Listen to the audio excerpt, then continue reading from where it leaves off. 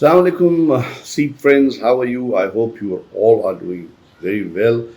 और विंटर्स की आमद हो गई है, विंटर्स आ रही हैं और आपको पता है विंटर्स से बहुत सारी चीज़ें एसोसिएटेड हैं, जहाँ गर्म बिस्तर, मज़ेदार खाने, गरम गरम चीज़ें वो तो हैं अपनी जगह। पर एक फिनोमेना है विंटर्स में कि विंटर्स में माइग्रेटरी बर्ड्स होती हैं और वो करती ये है कि नदर्न हेमिस्फेयर, जो ऊपर ठंडा इलाका होता है दुनिया के, नदर्न हेमिस्फेयर से वो फ्लाई करके साउथ की तरफ आती है। जैसे अगर हम पाकिस्तान की बात करें तो साइबेरियन क्रेन्स, साइबेरिया से बर्ड्स, डक्स, डिफरेंट एनिमल्स हैं, वो फ्लाई करके हमारे यहाँ पाकिस्तान में आते हैं, ये थर के डेजर्ट्स में, सिंध में आते हैं और वो पूरी विंटर्स यहाँ गुजारते हैं, यहाँ ब्रीड करते हैं, अंडे बच्चे उनके वहाँ पे होते हैं।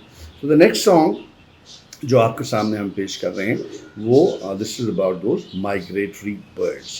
I hope you like it. आइए सुनते हैं।